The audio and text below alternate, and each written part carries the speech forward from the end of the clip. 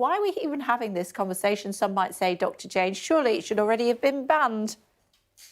Well, you would think so, wouldn't you? You would think that as we're in the sixth great extinction, as most of the animals being given licenses to hunt and kill are endangered, at least many of them are. And we now know that animals are sentient beings. They can solve problems. They can feel fear and pain, just like us. And so the fact that we're allowing people to go out and shoot them for fun, for sport, is something that shouldn't be happening in this day and age, according to me. Dr. Adam, 6 separate African countries have got a different view. Yeah, so there's a big kickback against this bill from governments of some African countries. And I mean, we've got to just state that those African countries are in a minority in Africa. There's only a dozen or so African countries that allow trophy hunting. Those countries, they have a vested interest in trophy hunting, a vested interest for the government and for those that benefit from trophy hunting, which is a minority few. It doesn't represent the views of Africans, and certainly from Africans in those countries. And Dr. Jane, they say, the argument goes, that they need this money for conservation and also to keep poachers at bay. What would you say in response to that? Well, first of all, most of the money does not go to conservation. It goes in various other directions. And, talking to some of the rangers who spend and give their lives trying to protect animals, they are completely horrified that while they are protecting them, people come along with money from the white world and can kill them for fun. And they don't understand it. More and more ordinary Africans simply don't understand it.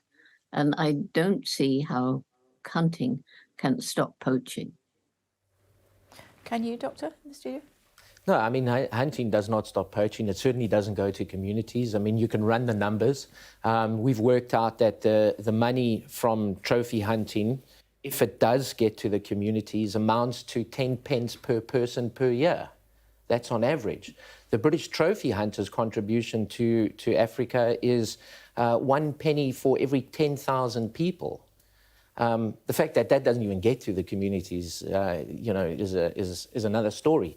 But basically, trophy hunting is this horrible, horrible practice with this narrative that it's benefiting wildlife and it's benefiting people. It doesn't. It does quite the opposite. I mean, we even have a situation in Tanzania where 70,000 Maasai are getting evicted to make way for a reserve for trophy hunting.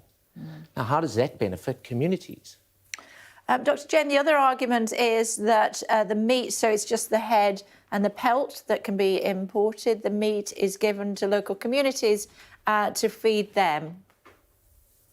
Well, I mean, a lot of the meat, the local communities, they don't want to eat lions or leopards. It's not part of their diet. So it's just, the odd elephant and giraffe. But I don't know. I come back again and again and again to the fact that there's no proof. In fact, there's proof to the opposite, that this hunting is not doing anything to conserve wildlife. I haven't made a study of it, but Eduardo Gonzalez spent years and years. He wrote 3 books about the subject.